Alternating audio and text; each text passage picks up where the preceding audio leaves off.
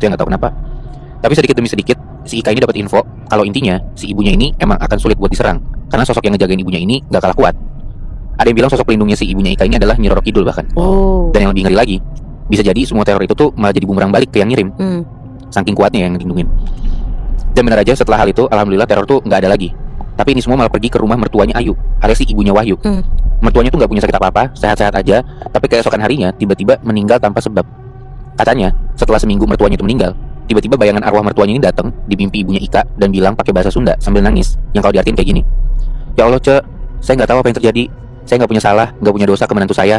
Kok bisa-bisanya saya dijadiin tumbal? Ya Allah, tega banget. Dan gak lama dari itu, salah satu saudaranya pun ikut nyusul meninggal dengan kejadian yang hampir serupa. Kali ini meninggal pas ngebenerin kabel listrik yang koslet. Tiba-tiba ditarik kenceng karena kaget ngeliat ada kuntilanak duduk di sebelahnya. Teror pesugihan ini merembet sampai ke tetangga, bahkan guru ngaji pun jadi korban. Mereka meninggal secara tiba-tiba tanpa penyakit bawaan, tapi langsung kena komplikasi dan itu nyerang cepet banget. Dan semalam sebelum meninggal, mereka tuh ngelihat sosok genderuwo yang sama. Dan yang paling gongnya lagi nih ya, kejadian baru juga di tahun ini Nat, Moy. Adek dari ibunya Ayu, sebut aja namanya Pak Ari, berarti omnya si Ayu gitu ya. Itu tiba-tiba komplikasi, paru-parunya bocor, sesak nafas, bahkan lumpuh. Tiba-tiba aja gitu. Tiba-tiba aja. Padahal sehari sebelum sakit, posisinya tuh masih sehat, bahkan masih ketawa-ketawa ngobrol aja kerjaannya. Anjir. Dalam waktu yang tergolong cepat itu, Pak Ari langsung koma di rumah sakit dan nyawanya nggak ketolong. Seminggu kemudian, di rumah ibunya Ayu itu ngadain yasinan. Nah, jarak rumahnya itu berdekatan sama rumahnya Ayu.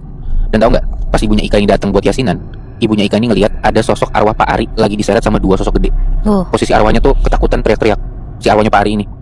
Ibunya Ika ngelihat arwahnya Pak Ari itu tuh digantung di depan rumahnya Ayu.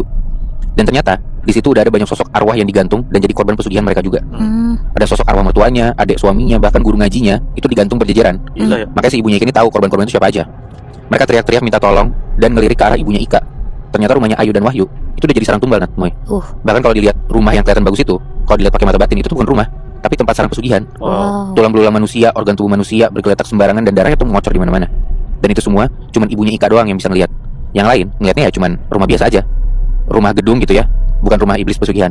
Anjing, gue gak pernah ngebenerin sih kalau misalnya ada orang pesugihan ya. Kayak gue denger cerita pesugihan orang lain ditumbalin aja kayak proyek gitu misalnya. Kan kita gak kenal sama si kuproynya kan. Itu gue ngerasa ngilu banget gimana ini keluarga sendiri anjing. Bener. Iya benar.